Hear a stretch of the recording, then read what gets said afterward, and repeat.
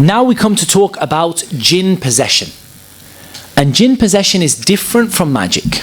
We're not talking about magic yet. Magic is coming, don't worry. Magic is inshallah on its way. We're going to talk about, in a teaching sense, not in any other sense.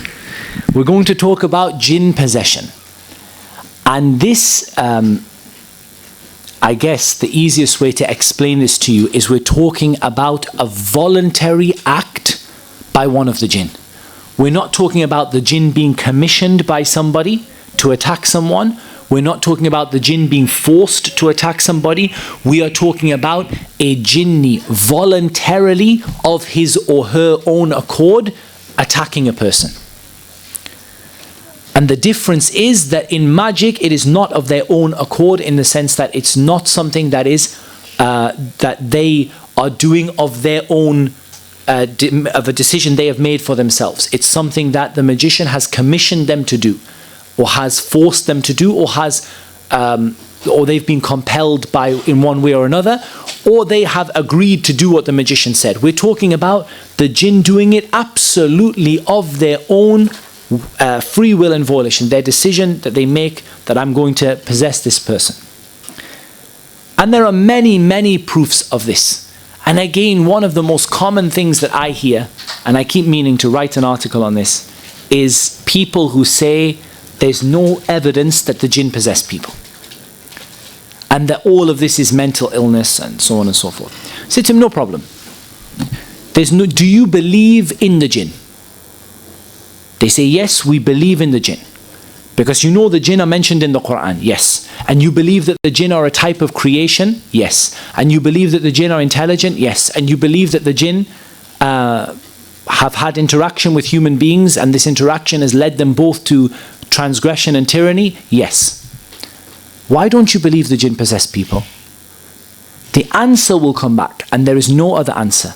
The only answer will come back is that my mind cannot comprehend it. There's no chance of any other answer. Either they'll say, I don't believe in the jinn at all, in which case they have left Islam if they have been proven to them that they understand the jinn are mentioned in the Quran, and their doubts are cleared on that issue, and they continue to say there are no such thing as the jinn, then they've disbelieved in the Quran. But there are many people who say, we believe in the jinn, but we don't believe the jinn possess people. And we say, what is your evidence? They just say the only thing they have after everything is, it doesn't make sense to me. And that's not an evidence in Islam. Rather, if we look at some of the evidence, Allah subhanahu wa ta'ala says, those who devour riba will not stand on the day of resurrection except like the standing of a person who is touched by the shaitan, possessed by the shaitan, leading him to insanity. And the word mas here is the word used for jinn possession. They are possessed by the shaitan, leading them into insanity. The Prophet ﷺ said, the shaitan flows through the son of Adam as his blood flows. And in a number of ahadith, the Prophet ﷺ removed the jinn from the bodies of people. And he would come to a person and strike him on his chest or on his back and say, leave, O enemy of Allah, and I am the messenger of Allah. Tell me, what was he striking if the jinn doesn't possess a person? He will strike someone on his chest and say, leave, O enemy of Allah, and I am the messenger of Allah? Doesn't make any sense.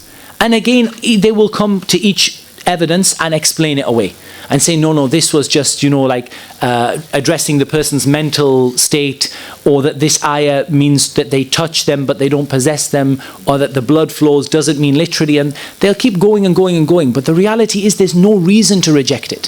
When your eyes see it and you witness it day in, day out, and the Quran tells you about it and the Sunnah tells you about it, there's no reason to reject it except for a person saying it doesn't go with my mind. There are so many things. How does Allah subhanahu wa ta'ala rising above the throne go with your mind? How does Allah subhanahu wa ta'ala coming on the day of judgment with the angels in ranks go with your mind? You can't comprehend these things.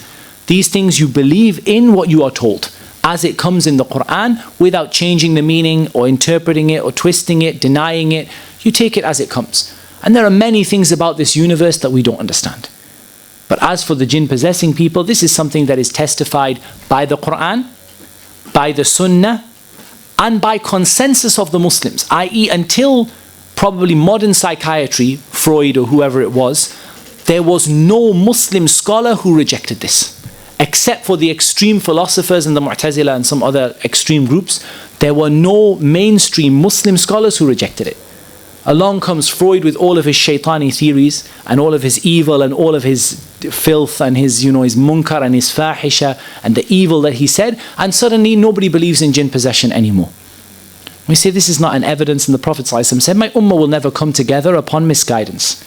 Furthermore, it's not just the Quran and the Sunnah and the consensus of the Muslims, but the eyes and the ears and the senses, you see it every single day in a way that can't be explained by mental illness, and we'll talk about this probably a little bit more tomorrow. When might a person be vulnerable to jinn possession?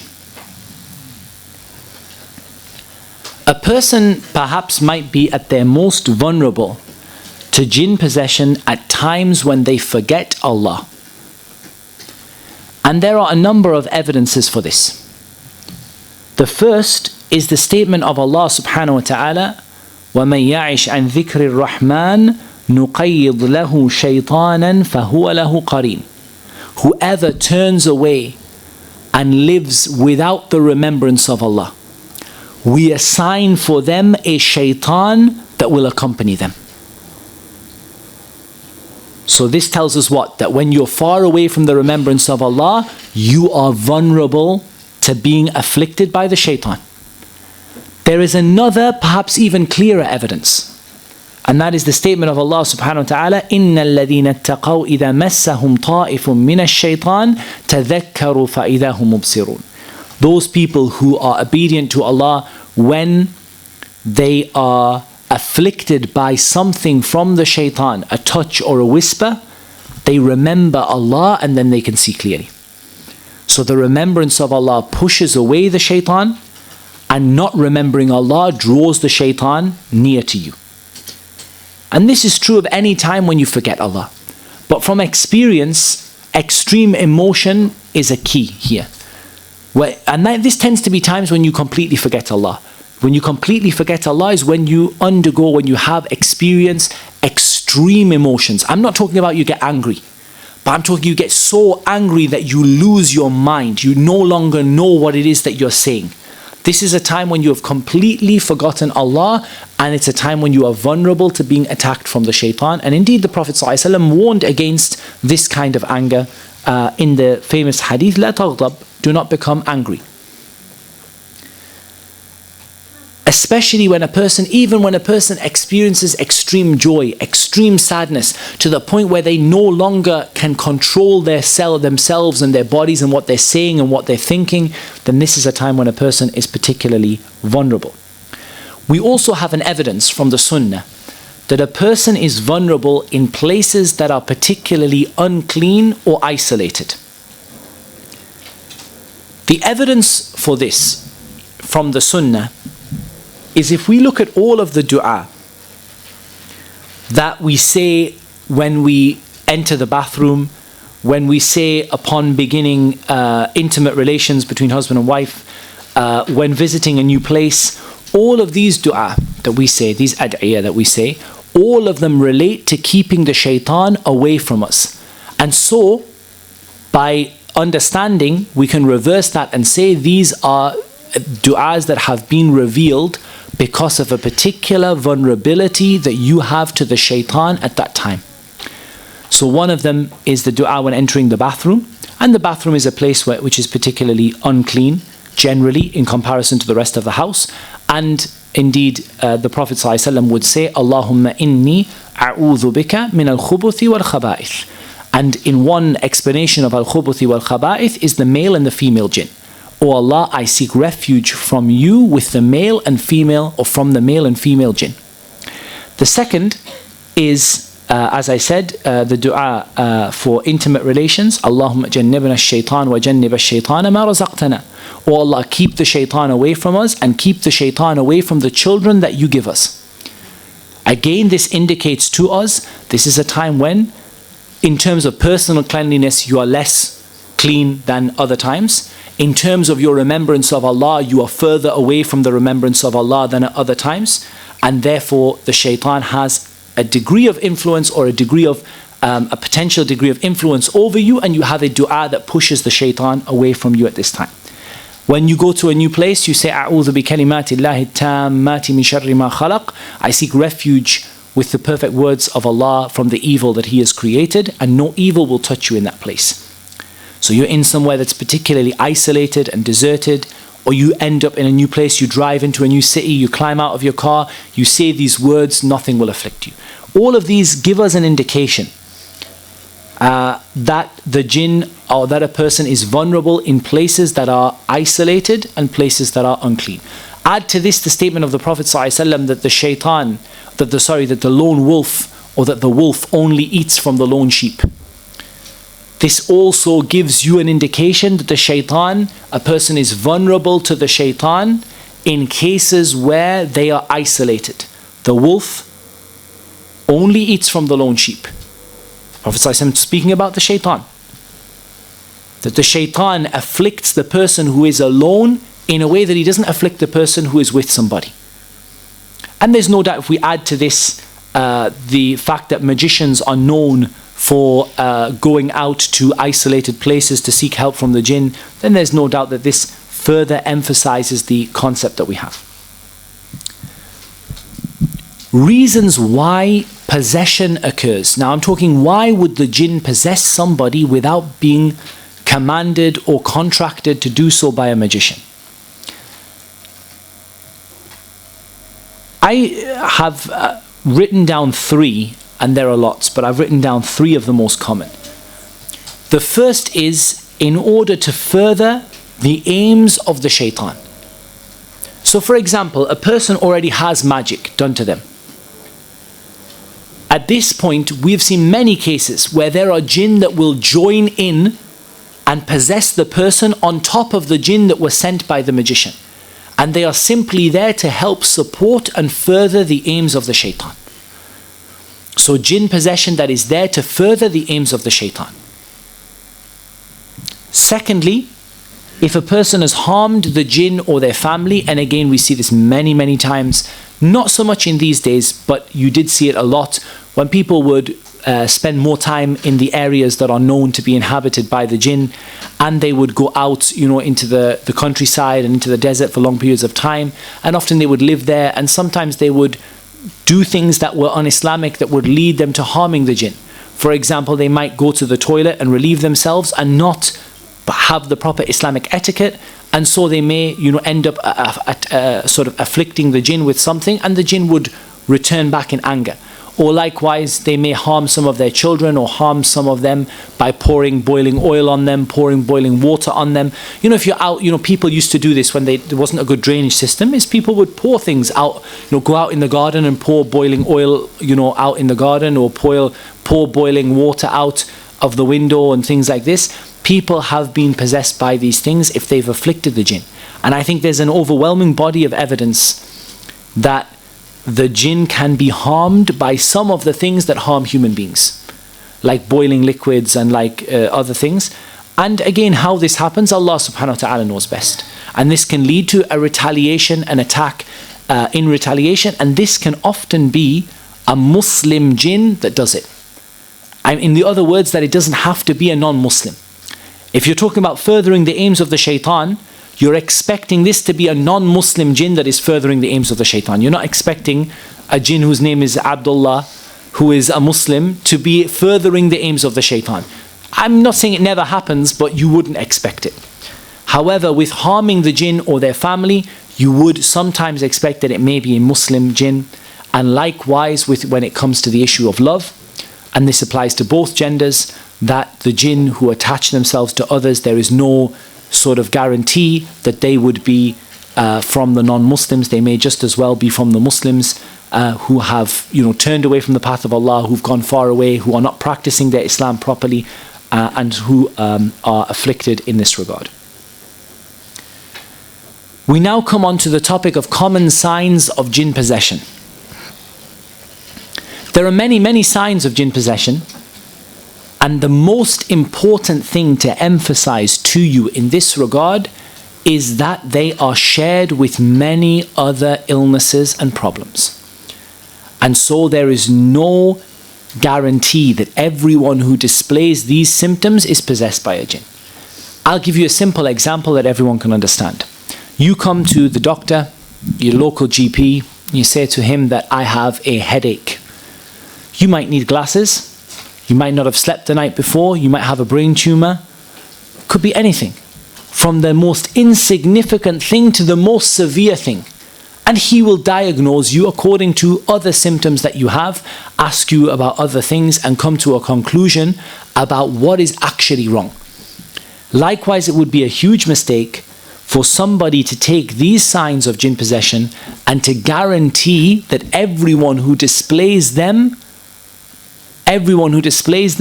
has a problem with the jinn. From the common signs of possession are sudden, rapid changes in personality, personality disorders, and split personality. Sudden, rapid changes in personality, personality disorders, and split personality. And at this point, we get into the long discussion about schizophrenia and bipolar disorder. And of course, the answer is to be in the middle. We do not say that every case of schizophrenia or every personality disorder is jinn possession without fail. You can guarantee if somebody has a personality disorder, they've got jinn possession. And my answer to this is that the Quran affirms insanity as something coming from other than the jinn. Many times the Quran talks about insanity in a completely different context to the jinn. So this affirms that there are medical disorders that affect a person's mental state. However, it would also be a huge mistake to discount the role of the jinn in medical psychiatric disorders. Many people have psychiatric problems, many of them are afflicted by the jinn. And many of them, subhanallah, we have recited upon or have been involved in their treatment or supporting people who are treating them, and they have got better in a way that could not be conceived by modern medicine. I.e., the psychiatrist says to them, there is no cure for what you have. I can only suppress the symptoms. And you treat them with the Quran for a week and they're cured and they no longer need their medication. This is something that, subhanallah, is well known. So we say that it's a mistake to say that every single psychiatric disorder is jinn possession. Because this denies something the Quran affirms. The Quran talks about insanity, talks about losing the mind, and it doesn't talk about it uniquely or solely in the context of the jinn. Likewise, it would be a huge mistake to discount the role of the jinn. And we would say, I never personally have any problem working with a psychiatrist, particularly Muslim psychiatrists. I never had any problem with working with them at all. And there were some of them who came to Hajj with us last year, and we got on very, very well. And we had a very productive discussion. And we came to the conclusion that even though we disagreed in some areas, we came to the general conclusion that there's no doubt that that the jinn play a role in a person's mental state or can do so. And there's no harm in treating them both ways. There's no harm in you going to a psychiatrist. If I think it would be a huge mistake to say to people, don't go and see your GP, don't go to a psychiatrist, don't get help, don't take medication. This is really stupid advice. It doesn't make any sense, and it doesn't go in line with the principles of Islam of going and seeking a cure.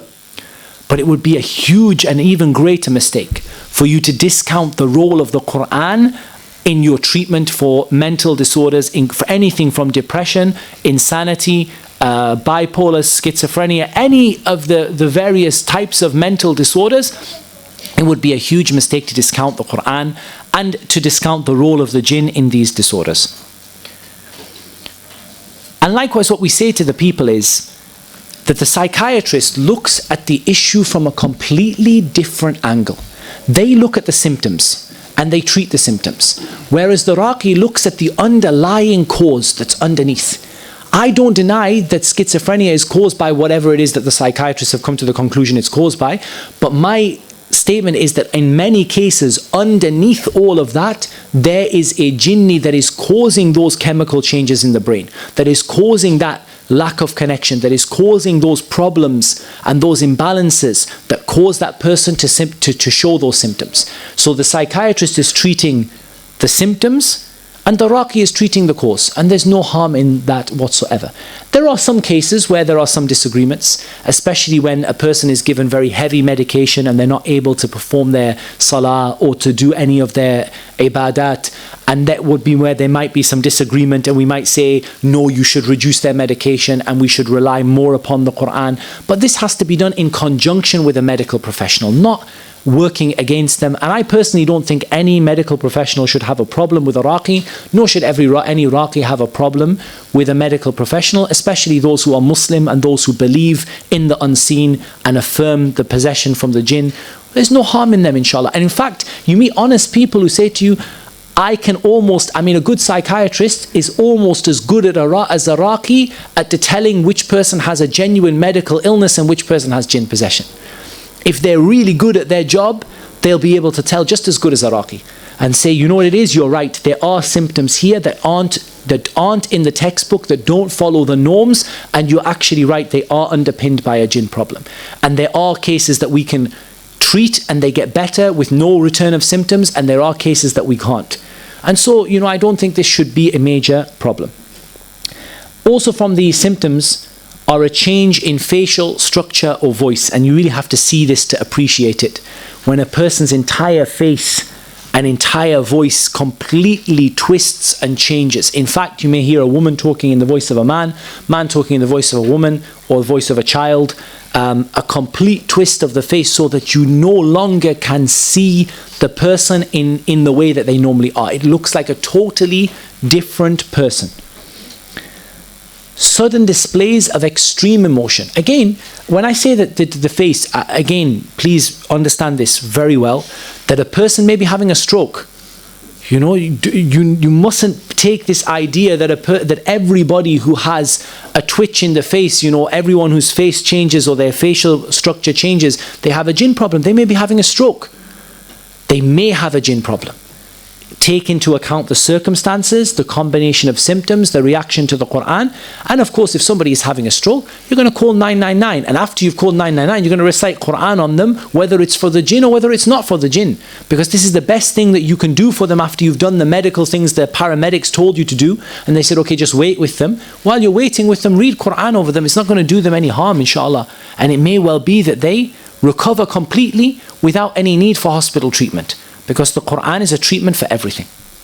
Sudden displays of extreme emotion, often at inappropriate times, like laughing when everyone is crying, crying when everyone is laughing. Again, could be purely medical, somebody suffering from some psychiatric problems. They go for counseling and the problem's gone in a couple of weeks, or in a couple of months. Counseling, the person gets some good advice, and they work on controlling their emotions. They have no problem. But you have some people who for years and years they suffer from extreme emotional outbursts without being able to control it. And again, I'm not saying that things like Tourette's and things like that are purely jinn related, but it wouldn't surprise me if some of them were, or if a percentage of the cases were. An aversion or a reaction to the Quran or to the adhan. And this is where we're getting into a bit more specific now. An aversion or a reaction to the Quran or to the adhan, such that they don't have any other stimuli they react to, but when you read the Quran to them, they react. Or when you read the adhkar to them, they react. Or you read the adhan to them, they react. Sudden inexplicable illnesses. And when I'm talking about inexplicable illnesses, I'm talking about the doctors are confused, they're perplexed, they have no understanding of what's going on. And you see some poor people, and I think this is really sad, that you see them going from hospital department to hospital department, one to the next, and they're not finding anything. And I've seen people, honestly, diagnosed with tumors, the next day they don't have a tumor. Diagnosed with cancer, the next day they don't have cancer. Actually, you don't have cancer, you have a hormonal imbalance. They go to see the expert says, no, you don't have a hormonal imbalance. Actually, you have a psychiatric disorder. Then they go to see the psychiatrist, he said, no, you don't have a psychiatric disorder. Actually, you have, and they're passed from person to person. Just come to the conclusion the doctor doesn't have a clue what's wrong with them. And many of these people, they can be cured with the Quran. Again, I'm not saying to them not to go to the doctor. Keep going to the doctor, keep going through your process, but why wouldn't you treat yourself with the Quran in addition to what your medical professionals are prescribing you to do.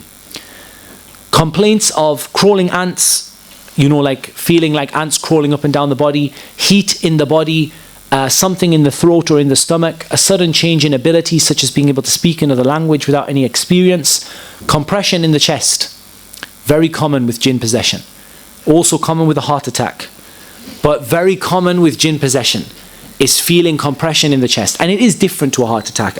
When you get used to it, you can tell the feeling is different. But again, you know, a person, again, it doesn't hurt to combine. Epilepsy or fits and fainting.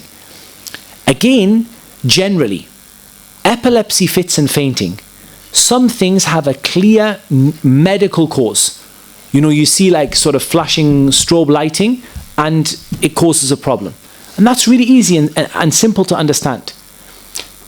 But you have some people who seem to have completely random epileptic fits for no reason, and they can't, you know, they can't limit it to a particular stimuli or stimulus that is causing the problem. They don't have an answer for it. And many of these people, if you read upon them, you'll find that they react to the recitation of the Quran. Severe and repeating nightmares. Now, not all nightmares. I mean, you get severe and repeating nightmares through, you know, watching too many horror films or something. You know, you get severe and repeating nightmares from lots of things. But severe and repeating nightmares, in addition to other symptoms, can be significant. Sleep problems like sleep paralysis, feeling like something is holding you down, like sleepwalking, hallucinations. A lot of people with ruqya problems have hallucinations, and I've experienced a jinn hallucination. It's not very nice. I woke up in India with a rather large needle driven through my forearm. And it was under the skin. And I woke up, I switched my phone off, I sat up. It was quite clearly in my arm. And I began to pull it out of my arm. And as I was pulling it out of my arm, it was about as thick as a biro pen. And I was pulling it out of my arm. The blood was appearing on the wall of the hotel room. Like, I'm looking at my arm and there's no blood. I'm looking at the hotel wall and there's blood on the wall. And I'm thinking, that's weird. And then I look, and I said, I don't remember, I said, A'udhu billahi minash shaitanir rajim, or whatever I said, and I, you know, shook my head and it's gone. No wound, no pain. And it was very painful pulling it out. There was no wound, no pain, no blood on the wall, nothing. So hallucinations, definitely. Particularly people see clouds, see figures, things like that. Liking to be in places associated with the jinn. Like liking to be in places of filth, liking to be in places of isolation. Extreme increased physical strength. So, I'll give you an example. We had a rather interesting case in Sunderland. I didn't deal with this one personally, but it was very interesting. And this was that we had a case of some police being called to a house and running away. And that's not normal, generally, that the police are called to a house and run down the street. But they saw something that literally terrified them.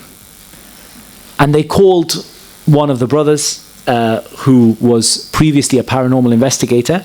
And there's basically this old lady, and she has literally flipped a big wooden bed completely upside down.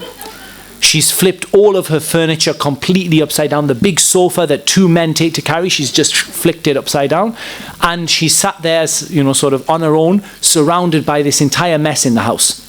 And I believe they actually saw her flipping the furniture over. That is an example of extreme increased physical strength that you wouldn't expect to see from somebody of that regard, or, you know, of that nature. Now, I want to, in the last 5 minutes, to cover a couple of important principles. And particularly, I want to cover a discussion on interaction with the jinn. Because this is a huge confusion many people have. And that is that there are examples of interaction between the jinn and between human beings. Whether the human beings believe them to be from the good jinn, or whether human beings believe them to be shaitan or to be evil. Allah subhanahu wa ta'ala mentions وَأَنَّهُ كَانَ رِجَالٌ مِّنَ الْإِنسِ يَعُوذُونَ بِرِجَالٍ مِّنَ الْجِنِّ فَزَادُوهُمْ رَهَقًا. There were a group of men who sought help from a group of the jinn, so they increased them in transgression and in weakness, and they increased the jinn in transgression, and they increased the men, increased themselves in transgression. Or the jinn increased the men in transgression. All of these are statements of the scholars of tafsir. Furthermore, we have the ayah in Surah Al-An'am, in which Allah subhanahu wa ta'ala says, on the day when we will gather them all together, and we will say, O company of jinn, you have misled many of mankind. And their allies from among mankind will say, our Lord, some of us benefited from others, and we have reached our term that you appointed for us. And Allah will say, the fire is your abode. This is a huge warning to those people who seek interaction with the jinn. Now, interaction with the jinn is of many different types. The worst example is the example we're going to talk about at 4 o'clock inshallah, which is the example of magic. On the other side, there are examples of people seeking interaction with Muslim jinn, people seeking interaction with jinn for the sake of entertainment, like the Ouija board and things like that. All of them end in the same way. First of all, you have no way of telling whether that jinn is Muslim or not. Allah subhanahu wa ta'ala says, Ya ayyuhalladhina amanu in ja'akum fasiqun binaba'in fatabayyanu. O you who believe, if a disobedient person comes to you with news, make sure of it. Be certain of it. And if this is the case of a disobedient person, then what about the case of a jinn? You can't see whether they're disobedient or not. They're telling you, I'm a Muslim. And everyone knows, I usually get this from the brothers, particularly the brothers coming from Southeast Asia, Pakistan, Bangladesh. Everyone seems to have an uncle that has control of the good jinn. Or I know this guy in the village and he controls the jinn. This person, even if they are sincere, they are literally standing on the edge of the hellfire, because they don't know whether the jinn they are dealing with are Muslim or not. And the ayat are general, that seeking help and interaction with the jinn is going to destroy you. Even with whether they are good jinn or bad jinn, you don't know. You may increase them in transgression. فَزَادُوهُمْ رَهَقًا. You may increase them in transgression. You may make that Muslim jinn into a shaitan who misguides the people away from the path of Allah. فَزَادُوهُمْ رَهَقًا. They may increase you in tyranny and oppression of people. And so you get into your head that now I have power and I have control, and you start to exercise it and you become a magician. You don't know where the limits lie. Allah subhanahu wa ta'ala commands us to avoid all kinds of interaction with the jinn.